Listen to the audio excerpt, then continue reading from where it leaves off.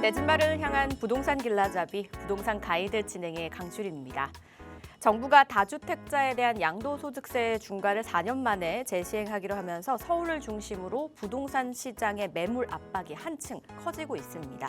양도세 중과 시에 이제 조정 대상 지역 내 다주택자가 주택을 매도할 경우 최고 75%의 세율이 적용이 돼서 다주택자들의 부담감이 좀 확대가 되기 때문인데요.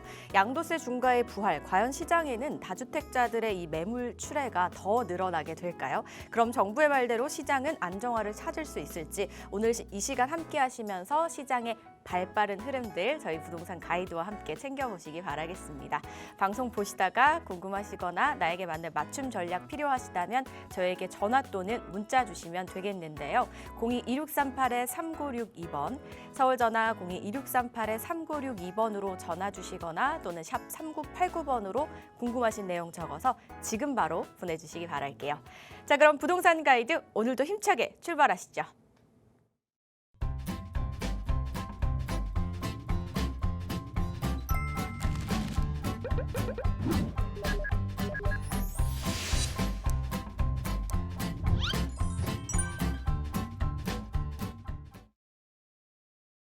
한 주의 중간인 수요일은 그분 만나는 날이죠. 동산이형 부동산연구소의 박성일 팀장과 함께합니다. 안녕하세요, 팀장님. 안녕하십니까. 시청자 여러분 반갑습니다. 동산이형 박성일 팀장입니다. 제가 새해가 밝기 전에 인사드리고 거의 한 일주일이 좀 넘어서 다시 인사를 드리는 것 같습니다. 새해 복 다시 한번 많이 받으시고요. 모쪼록 부동산 시장이 혼란한 와중에도 건강 잘 챙기시고 모쪼록 심리적인 안정 얻어가실 수 있는 그런 시간들이 되시길 바라겠습니다. 앞서서 오프닝에 이야기 나왔던 것 중에 하나가 다주택자 양도세 중과에 대한 유예 조치가 이제 사라지고 유예는 없다, 이제 진짜 시행할 거다 이렇게들 얘기가 나오고 있는데요.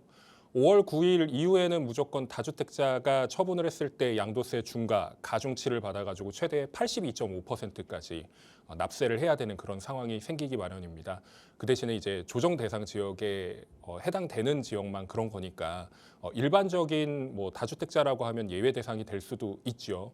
이런 부분들을 좀 생각을 해보신다면 마냥 모든 다주택자들이 중과가 되는 것은 아니다라는 것을 참고해 주시길 바라겠고요.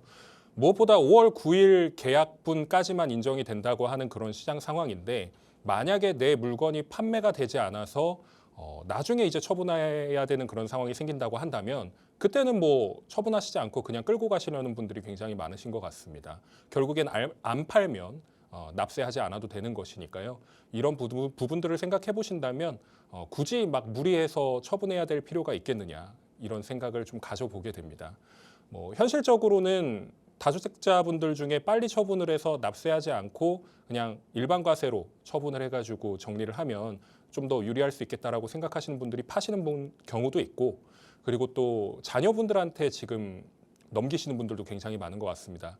이걸 실거래가를 봤을 때 좀 많이 낮춰서 판매하는 것처럼 느껴지실 수 있는데 사실 이게 진짜 폭락한 게 아니라 어떻게 보면은 양도하는 데 있어서 직거래라든지 자녀분들한테 넘길 때 좀 낮춰가지고 거래를 하는 거니까 이런 노이즈에 속지 마시고 다주택자 분들이라면 그런 부분들에 있어서 좀 현명하게 선택하실 수 있는 시기가 되시길 바라겠습니다.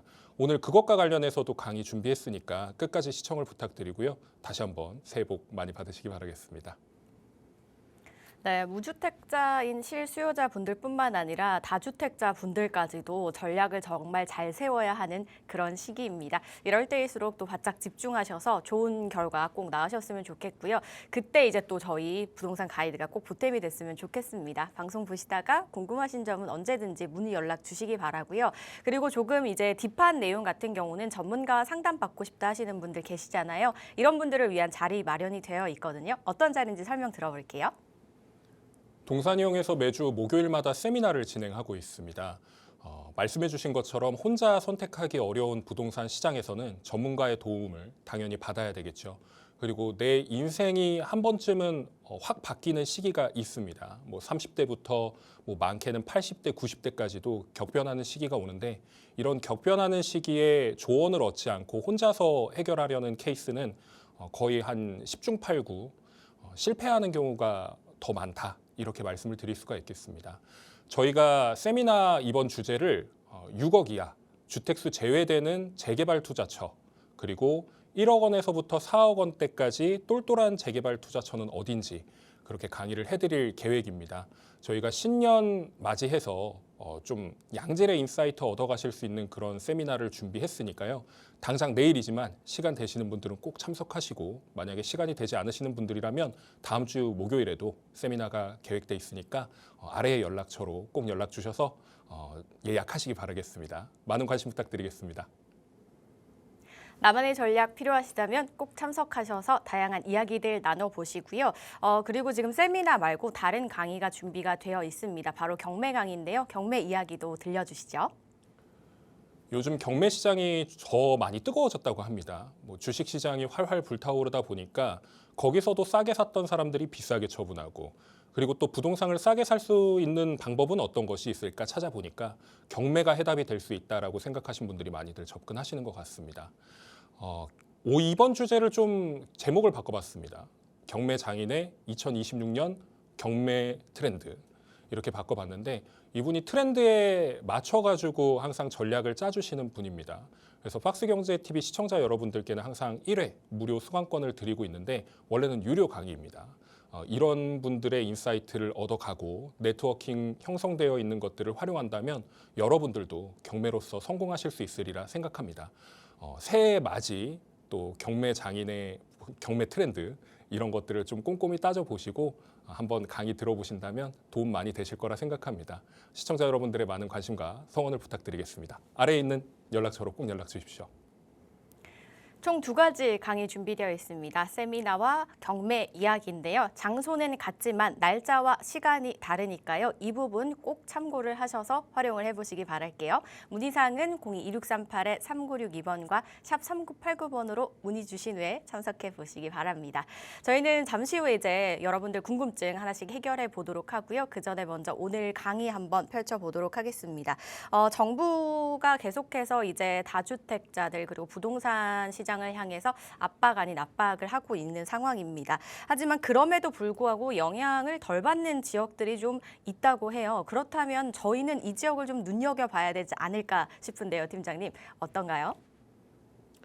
그런 지역에 대해서는 저희가 세미나에서 항상 말씀을 드리고 있으니까 아까 말씀드렸던 세미나 꼭 참석해 보시길 바라겠고요. 제가 오늘 준비한 강의 같은 경우에는 규제에도 오르는 지역들이 항상 꼭 있었기 때문에 그 부분을 좀 짚고 넘어가고자 합니다. 아울러 지금 현 부동산 시장 상황이 굉장히 혼란에 휩싸여 있는 상황이기 때문에 지금 어떤 상황인지에 대해서도 좀 간략하게 설명을 드리고자 오늘 강의 준비해봤습니다. 끝까지 시청을 부탁드리겠습니다. 제가 들어가기에 앞서 좀 환기 차원에서 이 그림을 하나 소개해드리고자 합니다. 잘 보이실지 모르겠는데 돈 뭉치가 굉장히 많이 쌓여 있는 것 같아요. 이게 무슨 의미냐면 예전에 10여 년 전쯤에 학급에서 걷었던 지각비입니다. 혹은 결석비가 될 수 있겠죠. 늦거나 아니면 나오지 않으면 얻어갈 수 있는 그런 비용이었는데, 이게 쌓이고 쌓이다 보니까 양손에 다 안 들어갈 정도로 거쳤다라는 얘기죠. 지금은 지각비 걷으면 난리 나는 그런 시대입니다만 일전에는 그랬었습니다. 하도 많이 지각을 하다 보니까 이렇게 지각비가 쌓였던 거예요. 근데 이 지각비라는 단어가 언제부터 나왔는지 좀 고민해 볼 필요가 있겠죠. 그런 역사에 대해서도 뒤에서 설명을 드릴 텐데 이 지각비가 어마어마합니다. 그런데 제가 이 돈 뭉치를 왜 들고 왔냐면, 지각비라는 것이 지난 2020년대 초반에서도 굉장히 유행이었습니다. 그 단어가 유행이었다라는 것인데, 왜 그랬냐면 그때 부동산 계약을 하는 데 있어서 늦은 사람들을 지각했다, 지각비 냈다, 이런 표현들을 굉장히 많이 썼습니다. 부동산에 관심 있으신 분들이라면 아마 다 아실 거예요. 부동산 지각비. 이 지각비를 적게는 수천만 원, 요즘에는 많게는 수억 원까지도 지각비를 낸다라는 거죠. 심지어 가운데 글씨가 잘 보이실지 모르겠지만 제가 좀 설명을 드리자면 2주밖에 지나지 않았는데 지각비를 4천만 원을 더 내라라고 이야기를 한 그런 집주인 때문에 결국 계약금을 포기한, 그러니까 계약을 포기한 이런 사례들도 왕왕 있었고, 요즘 같은 경우에도 이런 지역들이 굉장히 많다라는 것이죠. 그런데 이게 불과 5년밖에 되지 않은 상황인데 이게 또다시 나오고 있다라는 겁니다. 지각비라는 거. 그리고 결석비라는 것도 있습니다. 이런 부분들을 생각한다 그러면 과연 내가 부동산을 지금 접근하는 데 있어서 지각비를 내지는 않을까? 혹은 결석비는 내지 않을까? 이런 부분들을 생각을 해보셔야 된다는 거고, 뭐 나는 아직 지각하지 않았고, 뭐 그리고 지각을 하지 않았다라는 것은 이미 준비가 된 분들이라는 거죠. 준비된 분들이라면 좀 안심하고 기다리셔도 되는 그런 부동산 시장이다, 이렇게 말씀을 드릴 수가 있겠습니다. 제 지각비 역사에 대해서 말씀을 간략하게 드린다라고 말씀드렸는데, 이게 지각비의 시초가 뭐냐라고 따졌을 때 1970년대에 박정희 정권 시절에 그 국회 안에서 지각비를 거뒀다고 해요. 그래서 10분 늦으면은 5,000원을 내라, 이렇게 해가지고 시작된 것이 나중에는 지각비를 모아서 그 모임의 간사의 양복을 사는 데 썼다고 합니다. 이런 지각비 역사가 있었고, 두 번째로는 2000년대까지 그 성매매 업주와 그리고 또 노동자를 통제하기 위한 수단으로 활용되었다고 합니다. 그러니까 도망치지 못하게 비용을 거뒀다라는 것이죠. 그리고 부지런하지 않으면 너는 비용을 거둘 수밖에 없다라는 그런 통제의 수단으로 활용이 됐었습니다. 그리고 뭐 숫자로 이렇게 매겨져 있지만 순서를 좀 매겨보자면 재테크 은어로서 활용이 되기도 했고, 현재로서는 늦음의 비용에 대해서 명확하게 설명을 해주는 것이 바로 이 지각비다. 그리고 이건 부동산을 넘어서 현재 주식시장이 화랑이잖아요. 이 주식시장에서도 제가 좀 많이 늦었습니다. 예전에 삼성전자 5만 원일 때 샀었어야 되는데, 이런 분들이 지금은 제가 거의 한 15만 원 정도 더 주고 한 주를 사게 됐네요. 그렇지만 저는 만족합니다. 라고 하면서도 불안하다라는 거죠. 이런 것들이 계속 넘어와서 나중에는 이 세계관이 확장이 된다라는 겁니다. 유니버스라고 얘기를 하잖아요. 이게 멀티버스로 확장이 되면서 결혼도 마찬가지고 출산도 마찬가지고 취업도 마찬가지고 이직도 마찬가지로 내 삶에서 모든 지각비가 다 통용이 될 수 있는 그런 세계관이 펼쳐지고 있다는 얘기입니다. 취업이 안 된다 그러면 거기에 비용이 계속 들어가기 마련이고, 취업에 써야 되는 그런 비용들이 점점 늘어나게 되는 거죠. 지각을 했으니까. 마찬가지로 결혼도 마찬가지죠. 예전에 우리가 웨딩홀을 예약을 했을 때 식대가 예를 들어서 4만 원대였다, 5만 원대였다, 6만 원대였다 했던 것들이 지금은 7만 원, 8만 원, 9만 원을 하고 있는 그런 상황이죠. 그리고 출산도 마찬가지로 예전에는 비용 자체가 그렇게 비싸지 않았던 것 같은데 거의 2배, 3배, 뭐 많게는 4배, 5배까지도 육박하는 그런 육아용품이라든지, 그리고 또 일종의 뭐 출산 이후에 뭐 케어를 받는 서비스라든지 이런 것들이 점점 늘어났는데, 이게 길어지면 길어질수록, 늦어지면 늦어질수록 이 지각비 내는 것이 좀 더 많아진다, 비용이 커진다, 이렇게 말씀을 드릴 수가 있겠습니다. 아까 앞서서 말씀드렸던 그 5월 9일자로 다주택자 양도세 중과되는 것은 확정이 되었다고 보시는 게 맞겠습니다. 이게 1년에 한 번씩 유예가 된다라고 그냥 이렇게 어떻게 보면 그냥 이제 자연스럽게 흘러가다가 우리가 왜 유예를 해줘, 이제 더 이상 유예 없어 라고 해서 시장의 파급이 굉장히 크게 느껴졌던 것인데, 결국에는 이거 유예하지 않고 나는 시행할 거니까 다들 알고 있어라 라고 한 거의 넉 달 전, 5달 전 이 정도 때부터 얘기를 하다 보니까 시장에 좀 혼란이 생긴 것 같습니다. 그래서 이 혼란을 최소화하기 위해서 국무회의에서 시행령을 어제자로 개정을 했다고 하고요. 공포는 27일 금요일에 공포가 될 예정인데, 자세한 사항은 다시 한번 확인해 보시면 아시겠지만 핵심적인 요소는 4개월과 6개월의 유예 기간을 준다라는 내용이고, 4개월 같은 경우에는 용산과 강남 3구에 해당이 되고요. 6개월 같은 경우에는 그 외의 지역, 서울의 21개 자치구, 그리고 경기 12개 남부 지역이 해당이 되는 것입니다. 그래서 만약에 팔지 않고 버텼다가 다주택자가 규제 지역에 있는 그 주택을 처분하게 됐을 때, 만약에 3주택이라면 최고 세율이 82.5%에 육박하는 그런 상황이 생기는 겁니다. 예를 들어서 양도 차익이 10억이었을 때 이걸 처분을 하고 나서 과세를 매기는데, 내가 3주택자이기 때문에 82.5% 과세를 받는다 그러면 국가에다가 8억 2,500만 원을 납부를 해야 된다는 겁니다. 그럼 내 손에 쥐어지는 것은 1억 7,500만 원 정도밖에 되지 않는다는 거죠. 그래서 이런 부분들 때문에 지금 처분해야 될지 말지 고민하시는 분들도 굉장히 많은 것 같고, 선제적으로 좀 처분을 빨리 해야 되겠다라고 해가지고 빠르게 움직이신 분들도 계신 것 같습니다.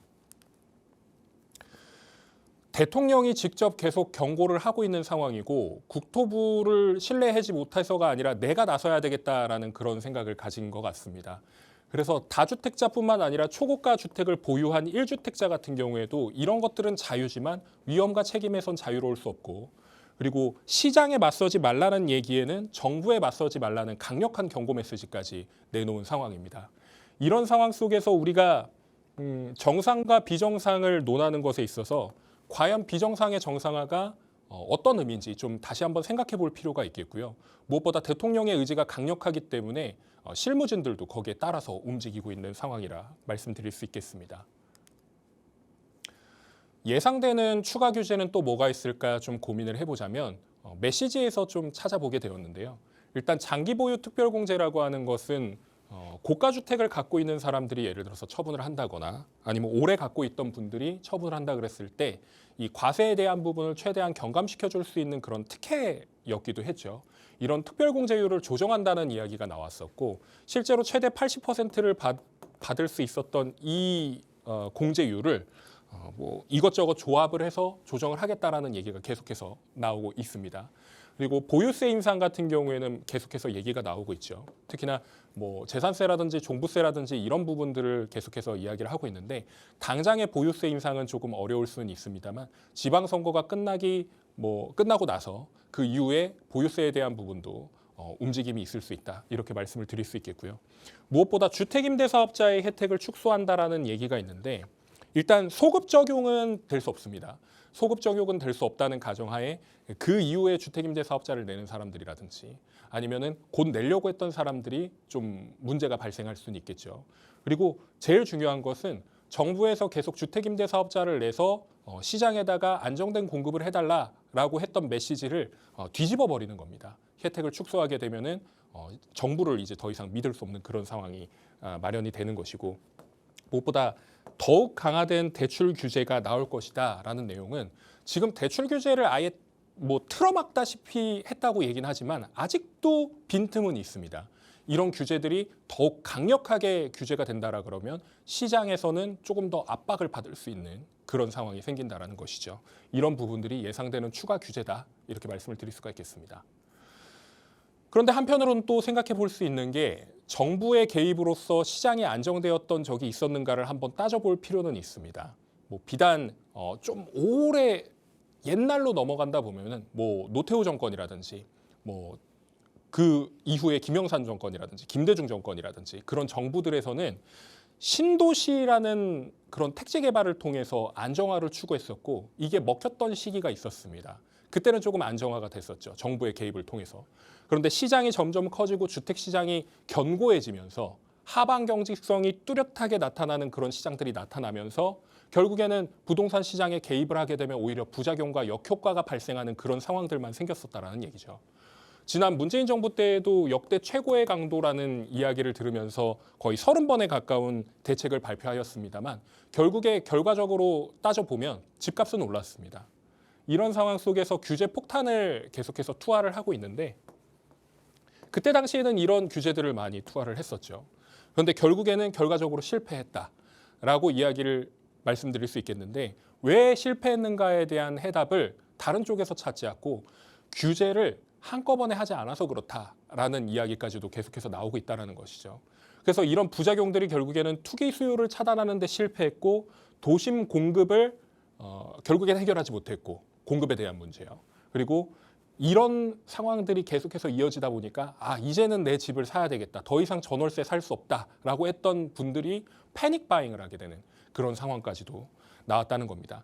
그리고 무엇보다 임대차 3법이라는 것을 강행하게 되면서 계약갱신 청구권이 생기는 그 세입자들에 맞춰서 전월세가 다시 한번 상승을 하게 되고 그런 상승한 시장 때문에 결국에 전세가율이 높아졌어요. 뭐 60에서 70% 정도 되던 전세가율이 80에서 90%까지 상승을 하게 되다 보니까 갭 투자를 하기 너무나도 쉬워진 시장 상황으로 변경이 된 겁니다.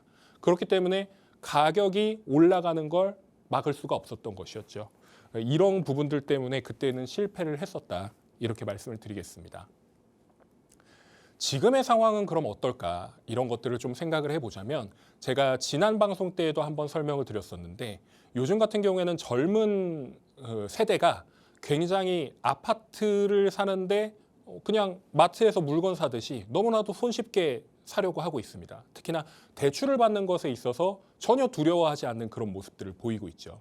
이 두려움이 왜 그나마 좀 약하냐면 생애 최초라는 정책 대출 때문입니다. 이 정책 대출이 LTV 70%, 그러니까 예를 들면 10억짜리 아파트라고 했을 때 7억까지도 나오는, 그런데 7억까지 안 나오죠 지금. 예, 그냥 예시로 설명을 드리는 겁니다. 5억이라고 하면 3억 5천만 원이 나오는 지금 이 상황에서 생애 최초 대출을 안 쓸래야 안 쓸 수 없는 사람들이 그거를 이제 써가지고 사는 그런 형국이라는 겁니다. 그런데 3억에서 6억 정도 되는 대출을 누가 그렇게 손쉽게 받아? 말도 안 돼. 다 그냥 나중에 경매 나올 거야. 이렇게 생각하시지만 대출 자체가 지금은 어떻게 나오냐면요. 이 사람이 대출을 받을 수 있는가부터 따져봅니다. 그래서 이 사람이 상환 능력이 있는가, 변제 능력이 있는가 이런 것들을 다 따져보고 나서 대출이 나오기 때문에 경매에 나올 수 없는 구조가 돼버리고 만 거예요. 나중에 변동금리로 인해서 금리가 오르면은 그거에 압박에 못 이겨가지고 경매로 나올 겁니다라고 말씀을 하시는 분들도 계시지만 뭐 물론 일리는 있을 수 있습니다. 그런데 그 과연 변동금리가 바로 변동이 되냐 이거죠. 시차를 두고 계속해서 금리가 바뀔 수 있는데 그 전에 집값이 올라가 버리면 이 사람들은 그 변동된 금리에 맞춰서 너무 부담이 되면 그때 가서 더 처분을 하게 되는 그런 상황이 생긴다는 거죠. 핵심은 서울 아파트 80%가 거래가 된 것 중에 15억 이하인 게 80%, 나머지 20%는 그 외의 금액대라는 겁니다. 이게 예전에는 70%대 정도 수준이었는데 지금 거의 80% 이상으로 올라가고 있다는 거고요. 지금 가운데 보시면 노도관 금강구도 오른다라고 이렇게 적어놨는데 노원, 도봉, 강북, 금천, 관악, 구로 이런 외곽 지역에 있는 서울의 아파트들이 계속해서 거래량과 가격이 상승하고 있다. 이렇게 말씀을 드릴 수가 있겠습니다. 특히나 지금 LTV 40%로 제한이 되어 있는 상황 속에서 생애 최초 대출을 받아가지고 70%까지 받을 수 있다고 말씀드렸잖아요. 그러니까 이런 사람들이 여기에 시장에 투입을 하고 있다 보니까 나중에는 나도 사야 되겠다. 친구도 사는데 이런 상황들이 생길 수 있다는 겁니다. 그리고 이게 문제가 뭐냐면 15억 이하의 아파트들이 점점 사라지고 있다는 얘기예요. 지금 뭐 16억, 17억, 18억 이런 아파트들이 나중에 15억으로 떨어질 거야 이렇게 생각하시는 분들도 계시지만 과연 나중에 그게 떨어질까? 지금 12억, 13억인 아파트가 나중에 15억, 16억이 돼버리면 갈아타기가 또 수월해지는 그런 상황이 생기기 마련이에요. 그러면은 나중에 내가 목돈 모아서 1, 2억을 더 투자해서 더 높은 상급지로 이동할 수 있는데 이런 부분들을 생각해 본다면은 집값이 과연 마냥 떨어질 수 있겠느냐 아니면 그대로 있을 수 있겠느냐 이런 것들을 생각을 해보실 수가 있다는 겁니다. 방금도 말씀드렸듯이 생애 최초의 매수자가 굉장히 늘어나고 있다고 말씀드렸는데 최근에 신문기사에서 이런 이야기를 발표했습니다.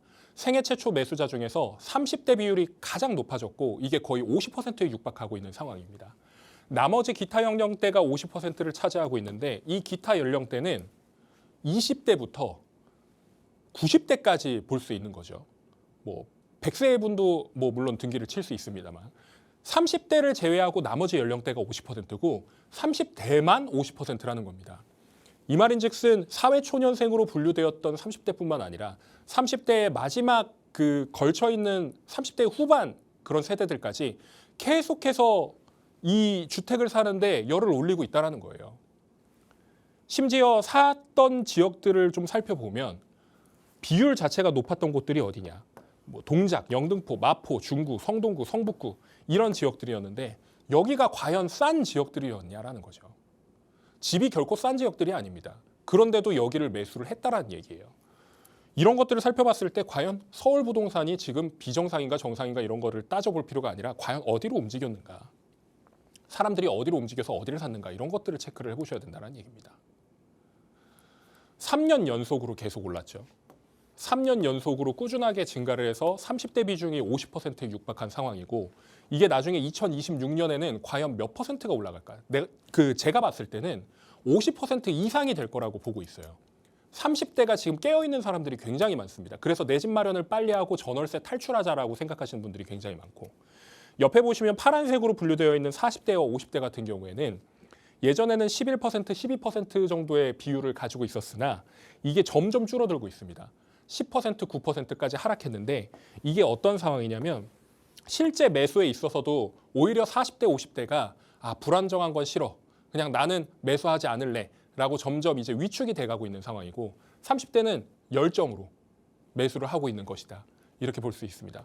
실제로 집값이 올라가겠느냐 안 올라가겠느냐 이거를 한국은행에서 조사를 했다고 해요. 이 조사한 지수 발표에 따르면 40대, 50대가 집값이 좀 오르는 건 이제 멈출 때가 됐다. 떨어질 수도 있다. 이렇게 이야기를 한 게 굉장히 많았다고 합니다. 그래서 이걸 100을 기준으로 했을 때 100 이상이면 오른다라는 얘기거든요. 근데 지금 40대, 50대들은 걸쳐 있고 30대들은 계속해서 오른다, 꾸준히 오른다라고 한 게 108 정도 되는 걸로 알고 있어요. 계속해서 오른다라고 보고 계속해서 매수를 하고 있다라는 얘기입니다. 지금 오늘 시점으로 지금 얼마의 장이 마감될지는 모르겠지만 코스피가 6천을 돌파했습니다. 그래서 앞으로 장기적으로 봤을 때 뭐 7천도 넘을 수 있고 8천도 넘을 수 있고 심지어 만까지도 넘어갈 수 있다라는 그런 예상도 있고 아니면 이제 너무 많이 올랐으니까 조정은 한번 있을 것이다라는 그런 공포에 대한 지수들도 늘어나고 있는 것이 현실입니다. 이런 것들을 따져봤을 때 과연 주식이 비정상이냐 부동산이 비정상이냐 이런 것들을 뭐 따져보는 게 아니라 돈이 되는 흐름에 맞춰서 그 캐시플로우에 따라서 따라가야 되는 거죠. 머니플로우. 이런 것들에 따라가야 되는데 지금 코스피 같은 경우에는 굉장히 불이 붙은 상황이고 여기에다가 투자하셨던 분들은 지금 다 돈을 벌고 있는 상황입니다. 특히나 이 투자자 예탁금이라고 하는 것을 좀 집중해 볼 필요가 있겠는데 1월 말부터 지금까지 그 예탁금 지수를 살펴보면 100 이상이 됐다고 합니다. 100. 이 100조라는 게 의미가 되게 큽니다. 사상 최초로 100조를 넘었고 일전에 코스피 지수가 3천이 안 되던 시기 때는 이 예탁금이 어느 정도 수준이었냐면 뭐 적게는 30조대, 뭐 많게는 50조대 수준이었다라는 거죠. 이 대기 자금이 결국에 나중에는 주식을 사는 데 쓰일 수도 있고 아니면 빠져나갈 수도 있습니다. 이런 것들이 지금 굉장히 높아졌고 이걸 반대로 얘기하면 주식으로 많이 돈을 벌어가지고 차익 실현을 한 예탁금이 계속해서 남아있는 것도 있어요. 이런 부분들을 생각해 봤을 때 과연 이 시장 안에서 머니플로우가 어디로 이제 이동할 것이냐 이런 것들을 생각을 해볼 필요가 있다라는 거죠. 특히나 자산관리 계좌라고 하는 CMA라든지 뭐 머니마켓 펀드라고 하는 MMF라든지 그리고 환매 채권이죠. 환매부 채권 같은 경우에도 결국에는 이게 잔액이 증가하면서 계속해서 뭔가 주식시장에 화랑을 불러일으킬 수 있는 이런 잔고들이 점점 늘어나고 있다는 겁니다. 이 말인즉슨 무슨 얘기냐? 돈이 점점 늘어나고 있다는 얘기예요. 이 돈이 나중에 주식시장에서 나가게 되면 어디로 흘러갈 것이냐 이런 것들도 좀 고민을 해보셔야 된다는 얘기입니다. 만약에 이건 그림이니까 너무 막 심리적으로 영향을 받지 마세요. 주식시장이 조정이라는 것이 시작이 된다 그랬을 때 과연 그러면 어떤 방향으로 흘러갈 것이냐. 첫 번째, 당연히 조정이 일어나면 그 조정에 맞춰서 지금이 박앤세일 기간이니까 내가 이 주식을 사서 나중에 또 한 번 차익을 얻을 거야 라는 이 주식시장에 유입되는 자금이 분명히 있을 거고요. 코스피가 너무나도 가열됐고 하락할 거야. 계속해서 하락할 가능성이 있어 라고 생각하시는 분들이 부동산 시장에 유입될 가능성도 있습니다. 증권계좌에서 예탁금 출금하겠죠. 이 예탁금의 규모가 점점 줄어드는지 여부도 계속 체크를 해보셔야 된다는 얘기고 부동산이 상대적으로 유동성이 높은 주식시장보다 안전하다라는 그런 심리적인 생각을 다 가지고 있어요. 우리나라 사람들은. 그럼 다 부동산으로 또 몰려오기 마련입니다.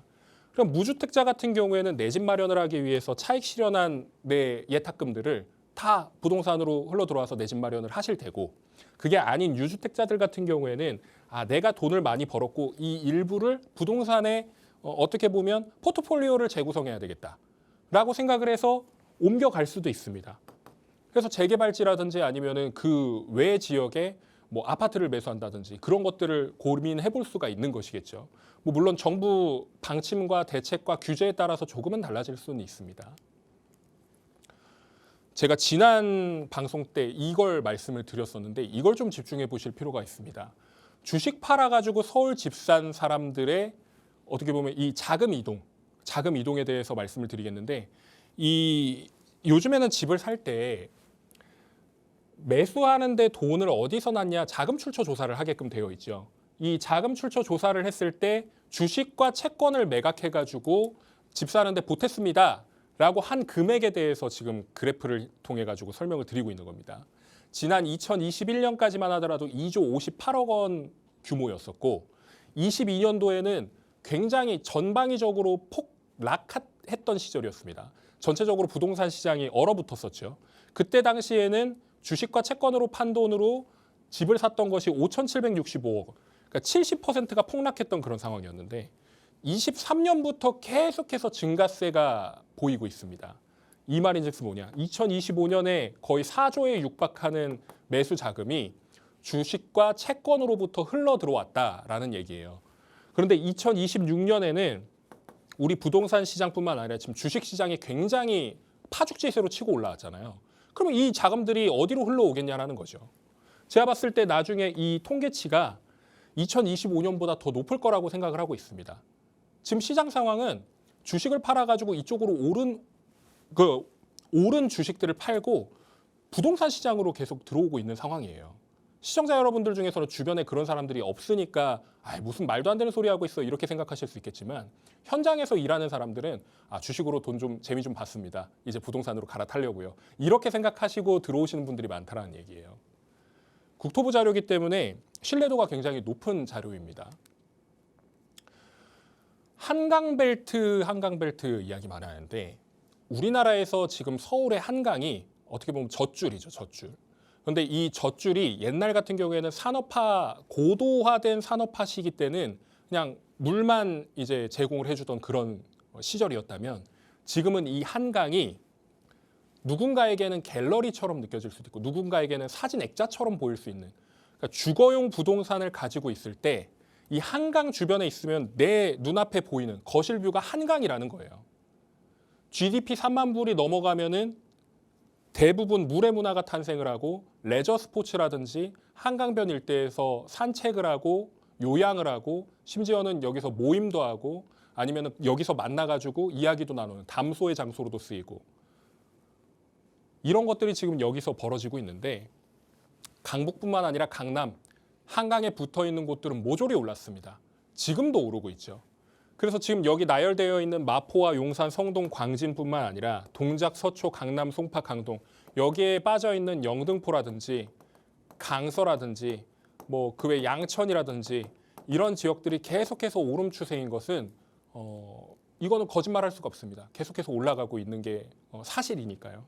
재개발 이슈가 있는 지역들까지도 굉장히 파죽지세로 올라가고 있기 때문에 이 흐름을 부정하면요. 나중엔 한강에 들어가고 싶어도 못 가는 상황이 생긴다. 이렇게 말씀을 드리겠습니다. 앞으로의 부동산 시장이 어떻게 바뀔까요? 라는 물음에 저는 이렇게 말씀드릴 수 있겠습니다. 주식시장의 하방 경직성이 강화돼서 코스피가 뭐 5,000대까지 떨어졌다가 거기를 유지할 수도 있습니다. 뭐 계속해서 이어나가다가 계속 우상향하는 그래프를 만들어낼 거예요 라고 말씀을 드릴 수 있고 상급지의 부동산들도 에너지가 생겼습니다. 여기까지 떨어질 거야? 난 절대 그 가격에 팔 의향이 없는데 이게 하방 경직성인 거예요. 그 이하로는 안 팔겠다. 유동성도 크지 않죠. 결국에 계속 끝까지 끌고 가는 사람들이 생길 겁니다. 보유세 인상 전혀 두렵지 않은 사람들이 많습니다. 만약에 어르신들이 보유세 인상이 두려워가지고 팔아야 되겠다라고 하시면 이분들이 과연 어디를 가실까? 결국에 상급지 옆에 있는 지역을 갑니다. 그럼 풍선 효과가 발생을 해서 거기도 오르기 마련이에요. 이거 처분하고 나서 세금 내고 여기 들어가가지고 여기서 살아도 계속해서 이게 옆으로 이동하는 그런 효과가 발생한다라는 겁니다. 그러면 어떻게 되겠어요? 집값이 계속 옆으로 번지니까 계속해서 집값이 올라가는 그런 구조가 나오는 겁니다. 그래서 상급지는 지금 잠깐 주춤할 수는 있어도 계속해서 우상향할 수 있는 구조가 짜여져 있다. 이렇게 일단 말씀드리겠고 중급지와 중상급지까지 포함입니다. 지금 현실적으로 매수세는 크게 감소하였고 거래량도 위축이 되었다라고 하지만 신고가는 꾸준하게 나오고 있어요. 대출 규제로서 지금 15억 초과의 아파트들은 뭐 25억까지는 4억, 25억 초과되면 2억 그거밖에 안 나온다라고 얘기를 하는데 그 사람들 중에서도 여력이 되는 사람들은 현금 박치기로 사는 사람들이 있다라는 겁니다. 대출을 받지 않고도요. 그런 사람들이 분명 존재하고 시장의 상황에 따라서도 가격 변동이 이어지는데 하락이 아닙니다. 약상승하면서 계속해서 야금야금 신고가를 한 번씩 깨지면서 올라간다라는 거예요. 그런 상황이 되는 것이고 하급지 같은 경우는 어떻게 되느냐? 이게 제일 중요합니다. 노도관 금관구, 은평구와 중랑구 이런 데 지금 다 오르고 있는 추세인데 이 단기간의 격차를 해소하려는 움직임이 무엇이냐? 작년까지만 하더라도 매년 강남이라든지 중상급지 지역에서 연 평균 20% 이상 올랐습니다. 집값이. 그런데 이 지역들은 제가 말씀드린 하급지 지역들은 10%도 채 오르지 못한 현장들이 굉장히 많아요. 그러면 여기서 강남이나 중상급지에서 올랐었던 20%, 연평균 20%의 그 상승률을 따라가게끔 되어 있습니다.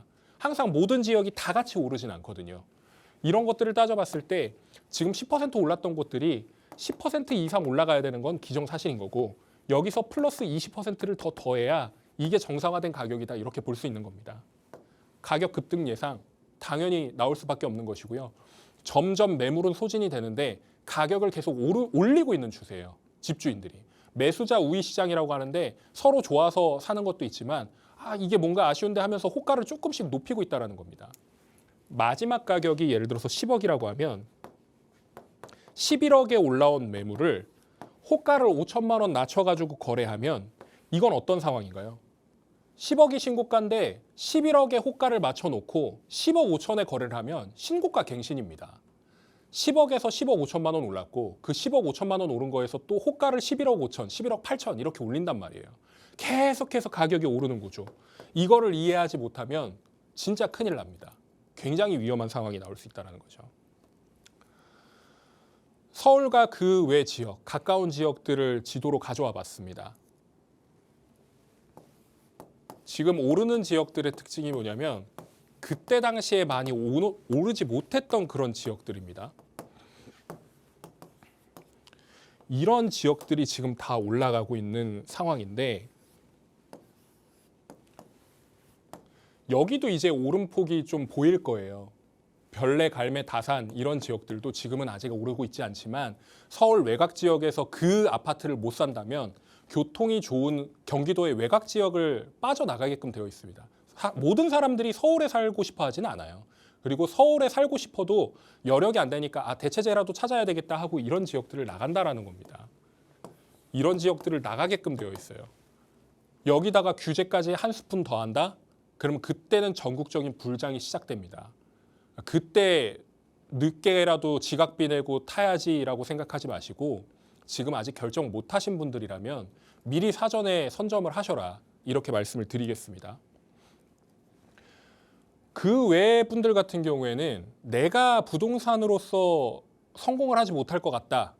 근데 자산은 어느 정도 가지고 있다라고 생각하시는 분들이라면 재개발에 꼭 눈을 돌리시길 바라겠고요. 이 재개발이라고 하는 것은 결국엔 내가 허름한 빌라촌에다가 빌라를 사서 아파트가 아닌 것들입니다. 아파트가 아닌 것들을 사서 내가 신축 아파트를 받을 수 있게끔 하는 기회의 장인 거예요. 이 기회의 장을 놓친다? 지금 시점에서 놓치면 다음엔 기회가 없습니다. 나중에는 중하급지, 하급지라고 분류되는 그런 지역에서 만족하면서 사시게 되는 그런 상황이 될 겁니다. 한강벨트 아직도 기회 남아 있고요.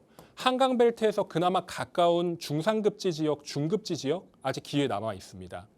이 기회 놓치지 마시고 전문가하고 꼭 상의를 해서 결정을 하시길 바라겠습니다. 노이즈 이런 것들에 휩쓸리지 마시고 결국에 내가 완성되는 것, 그러니까 내가 투자를 해서 얻고 싶은 것 이런 것들을 명확하게 설정하신 후에 전문가들과 상의하셔서 결판을 지으시길 바라겠습니다. 앞으로의 부동산 시장 굉장히 무서워질 거예요. 그 무서워지는 시장 흐름에 맞춰서 따라가지 마시고 미리 준비하셔서 안정적으로 편안하게 기다리시길 바라겠습니다. 오늘 강의는 여기서 마치겠습니다. 이번 정권 들어서 총 6번의 대책이 나왔고 또 앞으로 이제 양도세 중과 유예 종료에다가 추가적인 대책이 예고가 되어 있는 그런 상황입니다. 그렇다 보니까 이 상승세가 잠시 주춤하고 매물이 나오는 지역도 있지만 또 대출 여부에 따라서 가능한 금액대 매물은 여전히 강세를 보이고 있거든요. 그만큼 수요는 계속 있고 강하다라는 의미인 거겠죠. 그래서 이 흐름이 이제 퍼지다 보면 수도권까지 그 상승 흐름이 이어질 것이다라고 또 예상이 된다라고 말씀을 주셨거든요. 아파트뿐만 아니라 이제 재개발까지 덩달아 시세가 계속해서 오르고 있습니다. 재개발에 관심 있으신 분들은 다들 아실 거예요. 여러분들 자양동 아시죠? 자양동이 최근에 1, 2년? 2년도 아닌 것 같아요. 정말 1년 사이에 굉장히 급격하게 시세가 상승한 거를 알 수 있으실 겁니다. 이렇게 오를 때 또 언제 오를지 모르게 급격하게 오르는 경우도 있잖아요. 그래서 아직 좀 남아있는 곳이 기회가 있다라고 하니까요. 이런 이런 부분 한번 공부해 보시면 좋겠다라는 생각이 들었거든요. 그래서 혹시나 관심 있으신 분들께서는 저희 부동산 가이드와 함께 계속 팔로우업 해주시다가 또 오프라인 자리도 함께 활용을 하시면서 계획을 세워보시면 어떨까 싶습니다.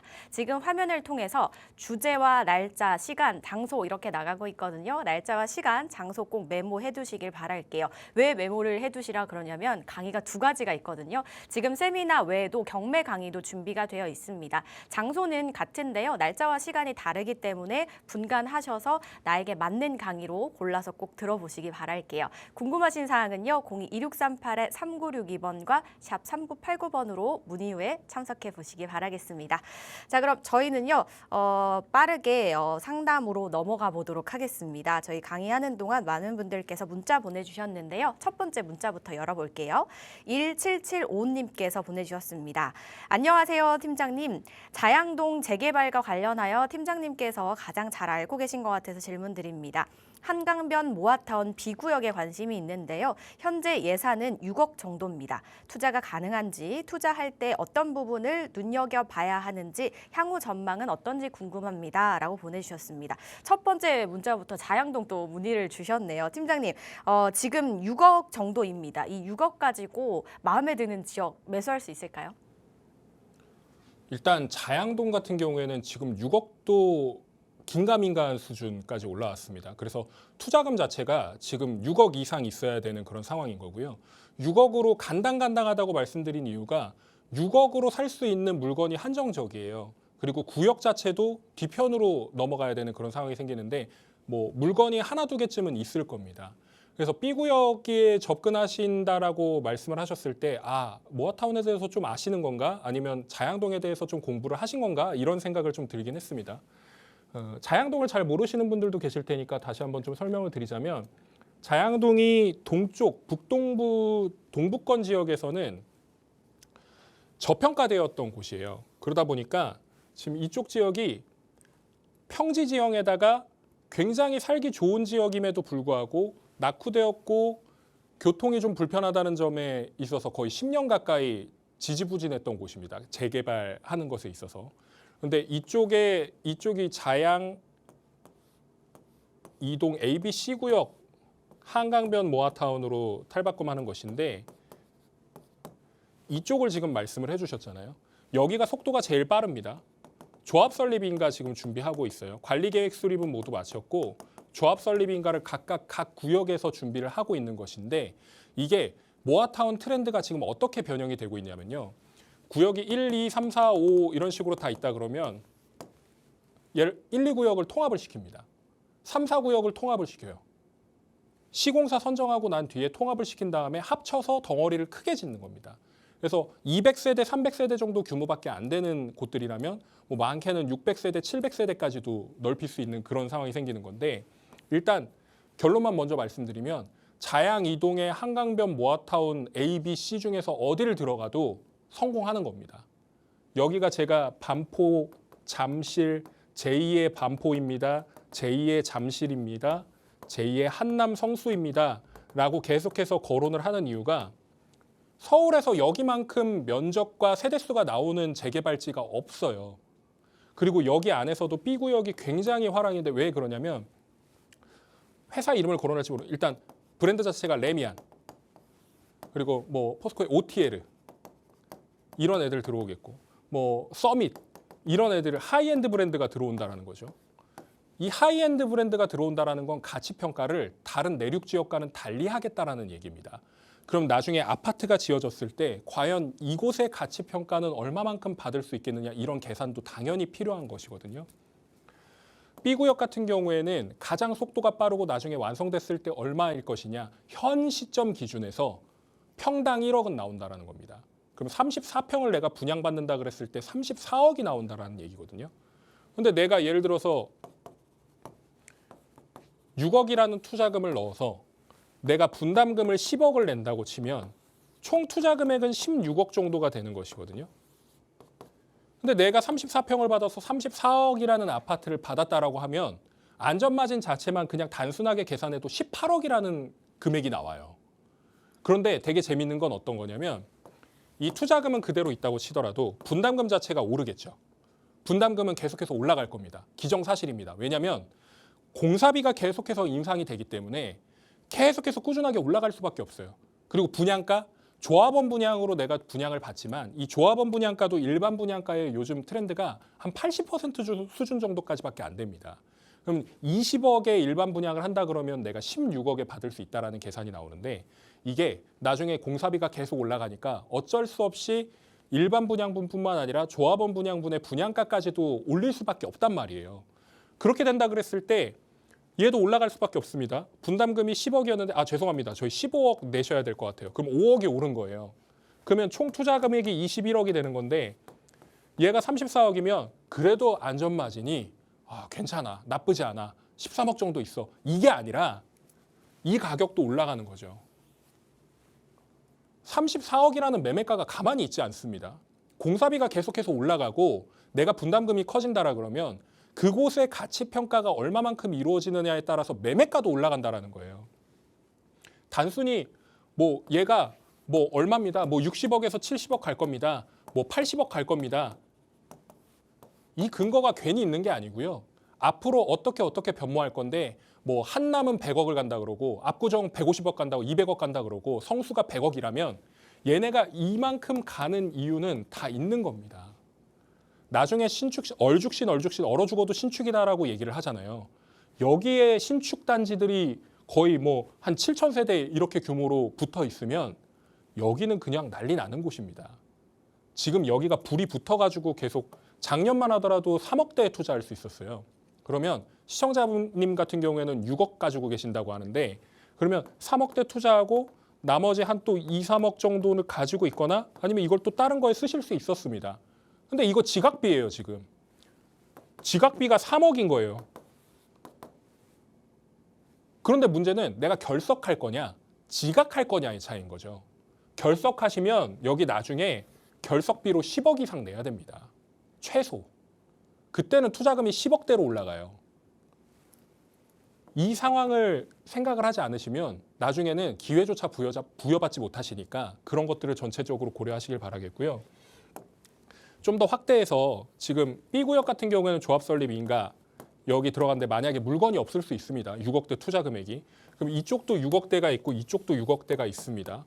A구역하고 C구역에 있으니까 이런 곳이라도 좀 들어가시면 좋겠고 여기 같은 경우에는 이제 곧 있으면 후보지 선정됐다라는 얘기가 나올 거예요. 이미 그 서울시하고 강진구하고는 협의가 끝나서 내려간 걸로 알고 있습니다. 공문 자체가. 아직 발표는 안 한 거고요. C구역 같은 경우에는 이제 후보지 접수는 했습니다. 특정 구역에 접수는 들어갔고 1월 달쯤에 들어갔으니까 이것도 몇 달 걸릴 거예요. 결국에 A, B, C구역이 모두 완성되는 이 자양 2동 한강변 모아타운 이 일대를 놓치시면 굉장히 크게 후회하실 수 있으니까 꼭 이쪽에 선점하셔가지고 물건 알아보시고 결정 빨리 하시길 바라겠습니다. 3월 되면 늦고 4월 되면 아예 못 잡습니다. 이 부분을 충분히 고려하시길 바라겠습니다. 혹시라도 자양동에 더 궁금하신 내용이나 아니면 상담을 받길 원하신다 그러시면 꼭 내일 있을 세미나 참석해 주시길 바라겠습니다. 네, 매수 부분에는 긍정적으로 말씀을 주셨지만 예산에 맞게 가능한지는 조금 빠르게 알아보셔야겠습니다. 잘 살펴보시고 신중하게 결정 내려보시길 바랄게요. 저희 시간 관계상 상담은 여기서 마무리하도록 하고요. 오프라인 자리 설명 다시 한번 도와주세요, 팀장님. 2가지 강의 있죠? 세미나는 항상 말씀드리고 있습니다. 매주 목요일 오후 2시입니다. 저희 서울 마포구 공덕동 공덕역에서 가장 가까운 사무실입니다. 시청자 여러분들 많이 관심 가져주시고 또 재개발에 대해서 좀 공부하고 싶다 아니면 선택하고 싶다라고 하신 분들이 굉장히 많이 찾아주시고 계신데 결정에 대한 부분은 저희가 지어드릴 수 있습니다. 그냥 주저 마시고 만약에 내가 꼭 하고 싶다라고 생각하시는 분들은 아래 연락처로 꼭 연락 주셔서 세미나 참석해 보시길 바라겠고요. 그리고 다음 주 수요일에 경매 강의 있습니다. 이 경매 강의 놓치시면 절대 안 되는 강의입니다. 경매에 관심 있는 분들도 꼭 아래 연락처로 신청해 주시길 바라겠습니다. 많은 관심 부탁드리겠습니다. 궁금하신 사항은 02-2638-3962번과 샵 3989번으로 문의하신 후에 꼭 참석하셔서 활용해 보시기 바랄게요. 저희 방송에서 제공하는 정보는 투자 판단에 대한 조언일 뿐 해당 부동산의 가치, 상승과 하락을 보장하지 않습니다. 저희는 여기서 인사드릴게요. 내일 이 시간 다시 찾아뵙겠습니다. 시청해 주신 여러분 고맙습니다.